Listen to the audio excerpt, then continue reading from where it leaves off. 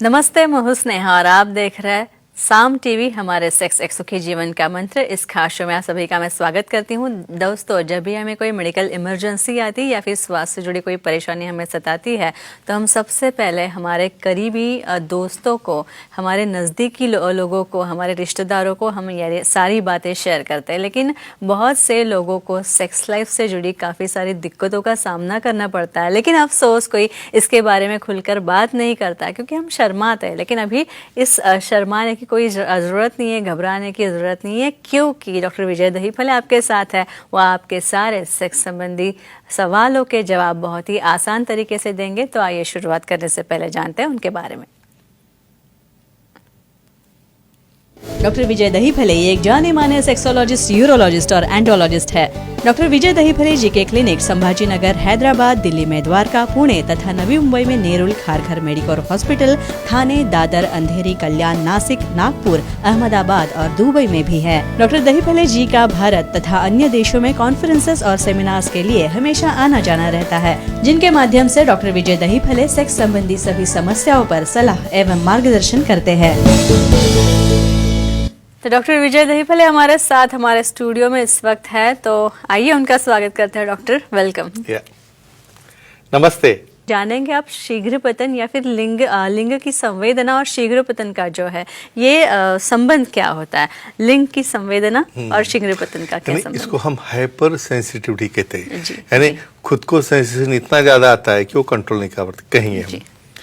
Friends, मैं हमेशा क्या बोलता हूँ कि अपने पार्टनर के साथ कम्युनिकेशन अच्छा रखो।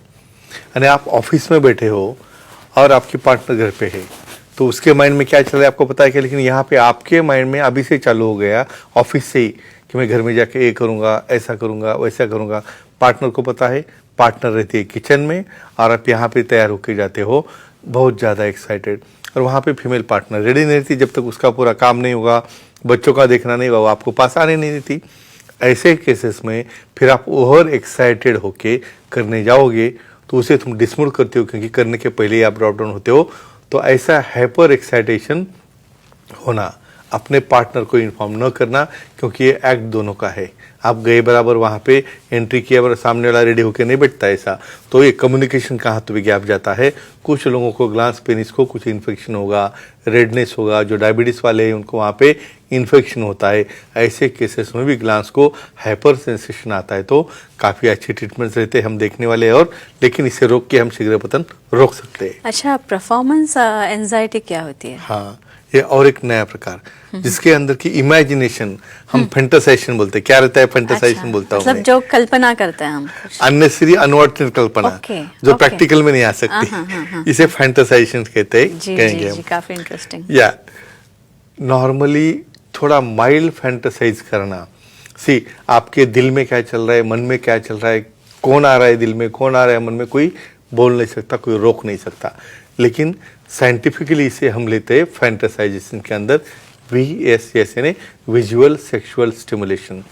यहाँ पे कुछ लोगों को कुछ जो चित्रफित रहती है अलग अलग प्रकार की, इतनी आदत रहती है पोर्नोग्राफी देखने की और उसे देख के हस्तमैथुन करने की, इससे उनके सेंसेशन पूरे डाउन होते हैं।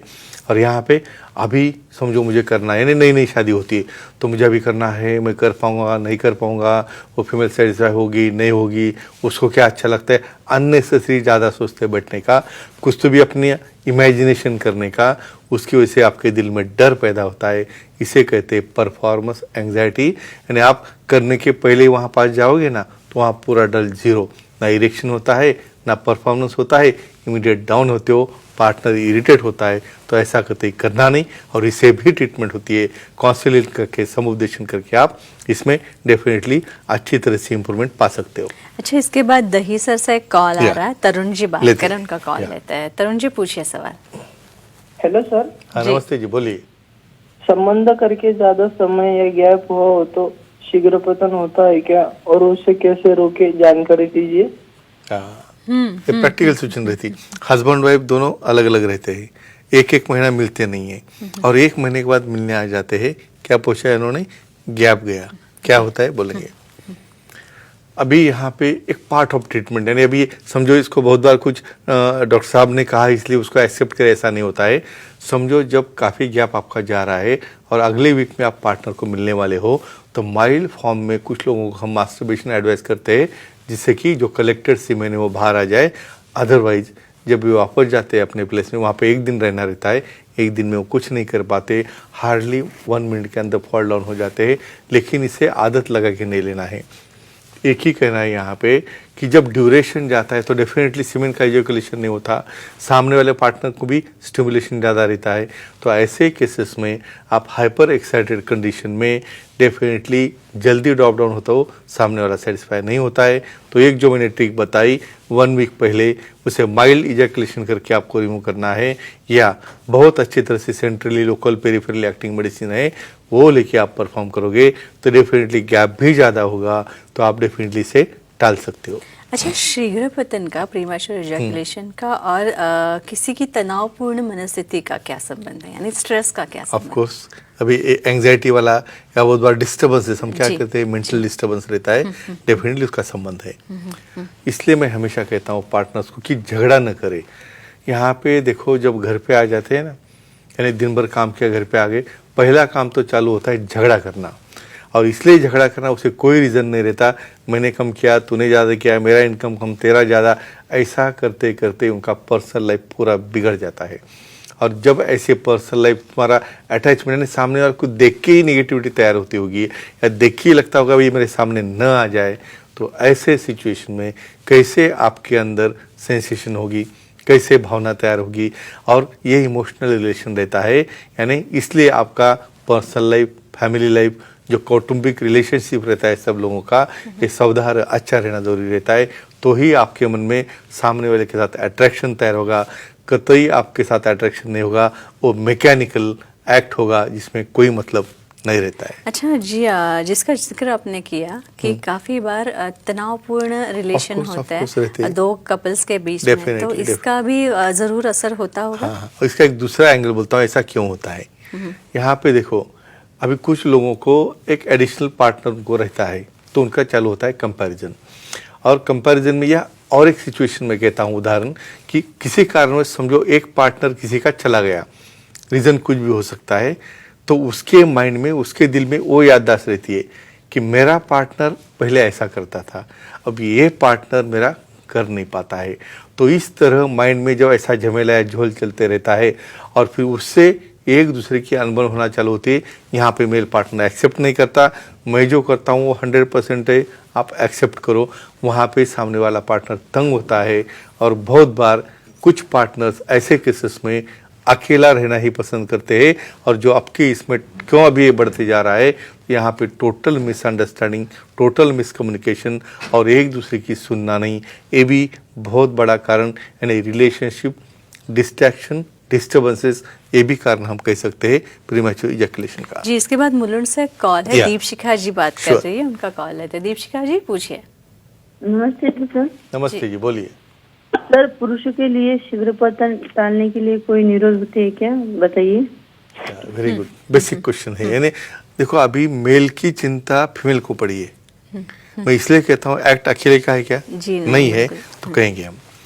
यहाँ पे टाइमिंग, यानी अभी ऐसी कंडीशन है, फीमेल्स काफ़ी नॉलेजेस है, एक्टिव है, मेल अभी डल होके बैठा है, वे उसको बहुत टेंशन से, टेंशन तो कुछ भी नहीं रहा, लेकिन टेंशन लेते हैं ज़्यादा।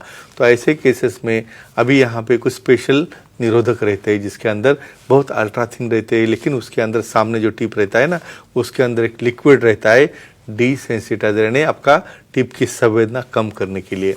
तो इवन मैकेनिकली भी वहाँ पे निरोधक आने से डायरेक्ट सामने योनि से फ्रिक्शन कम होने की वजह से वो ज़्यादा देर परफॉर्म कर सकते हैं।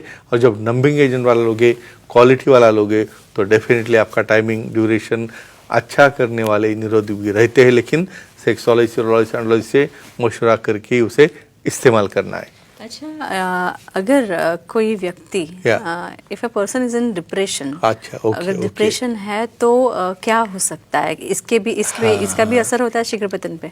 इमेजिन करो, डिप्रेशन होगा तो पहली चीज तो उसे एक्टिव करना ही मुश्किल है। जी, सही बात है। हाँ, और दूसरी चीज वो ट्रीटमेंट लेता नहीं, तो कहीं ये दोनों के अंदर हमें कैसे उसको सॉल्व करना है। ऐसे केसेस में इवन जो पेरेंट्स रहते हैं उनको मैं हमेशा कहता हूँ कि अपने बच्चों का प्री मैरिटल काउंसलिंग बहुत इंपॉर्टेंट है। उसको जो भी ट्रीटमेंट चालू है, जो भी बिहेवियरल थेरेपी उसको दी है, वो सामने वाली पार्टी यानी जिसके साथ मैरिज हो रहा है ना, उसको बताना। अपन यहाँ पे क्या है, सामने वाले पार्टी को कुछ भी बताना नहीं है। वो जब लड़की आएगी ना, तब इसको सुधार लेगी, यानी उसने पूरा ठेका लेके रखा है, ये पूरे लड़के का सुधारना है, उसका एडिक्शन दूर करना है और उसको पूरी अच्छी तरह से लाइन पे आना है। चलता है ना ऐसा प्रैक्टिकली? ऐसा नहीं होता है, सोचा जाता है, लेकिन ये टोटली मैं क्या कहूँगा कि सामने वाले के ऊपर इनजस्टिस है, ये ग्रांटेड नहीं पकड़ना चाहिए। इसकी वजह से रिलेशन डिस्टार्ट होते हैं और कुछ लोग डिप्रेशन का ट्रीटमेंट लेते ही नहीं है। चलो जो है वो अच्छा है, तो डेफिनेटली डिप्रेशन यानी तुम्हारा ब्रेन का जो सेंटर है, जो सेक्सुअल एक्टिविटी में एक्टिव रहता है, संवेदना देता है, वही काम नहीं करेगा, तो डेफिनेटली शीघ्र पतन होना ही। लेकिन फ्रेंड्स, आप ट्रीटमेंट लोगे सेक्सोलॉजी से, तो डेफिनेटली उसे बहुत अच्छा रिजल्ट मिलता है। लेकिन एक्सेप्ट करोगे तो मुझे डिप्रेशन है, तो ये बाहर निकलोगे। अच्छा, शीघ्र पतन का डायग्नोसिस कैसे करता है? हाँ, निदान अभी कैसे निदान करेंगे? तो ऐसे तो कोई एक्सेप्ट नहीं कर रहा है ना, एक तो पकड़ पकड़ के लाना पड़ता है, कहेंगे हम। रियलिटी है, यानी फीमेल पार्टनर उसको उठा के लेके आ जाती, सर ये देखो ऐसी ऐसी पोजीशन है, ये इसको मैं अभी झगड़ा करके लेके आई, अभी तो आएगा नहीं ना इधर साथ में, मैं नहीं रहूँगी साथ में। पहले एक्सेप्ट करो, यानी अभी आपकी हर हिस्ट्री थोड़ा ही घर पे आके पूछने वाला है आपको, तो पहले सामने वाले को एक्सेप्ट करना है, भाई मुझे शीघ्र पतन है। जब फीमेल पार्टनर कह रही है ना, भाई आपका एकदम फुल डाउन है, इस टाइम ना कुछ नहीं कर पाती, तो वो भी एक्सेप्ट करो कि इसलिए इसका डायग्नोस करने के लिए हिस्ट्री, उसकी जो पर्सनल हिस्ट्री है, उसे क्या हैबिट्स है, स्मोकिंग है, ड्रिंकिंग है, अल्कोहल है, क्या हस्तों में थुने, ये सब पूरी जानकारी लेने के बाद ही हम डायग्नोसिस के ऊपर आते हैं। इसमें काफ़ी और पायदान है, डेफिनेटली हम देखने वाले फ्रेंड्स। ये बहुत इंपॉर्टेंट टॉपिक चल रहा है, कहाँ पे भी आपको ये साइंटिफिक इन्फॉर्मेशन नहीं मिलेगी तो क्या करना है आप कह सकते हो।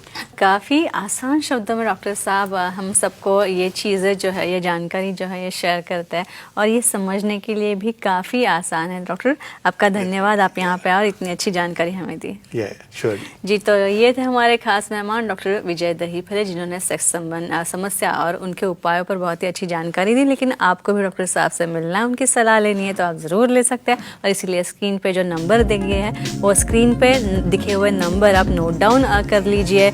अंधेरी, नवी मुंबई में नेरुल तथा खारघर, थाने, कल्याण, पुणे, नासिक, संभाजी नगर तथा हैदराबाद, नागपुर में, दुबई में भी डॉक्टर साहब के सेंटर से यहाँ पे आप जा सकते हैं। काफ़ी सारे लोग यहाँ पे आते हैं और अपनी सारी समस्याओं का समाधान कर लेते हैं। उनकी वेबसाइट भी है sexologist.vijaydahiphale.in। इस पे आप जाएंगे तो अपॉइंटमेंट का बटन दिखेगा, क्लिक कीजिए और आसानी से आप उनकी अपॉइंटमेंट पा लीजिए और आपकी सारी समस्याओं से छुटकारा पा लीजिए।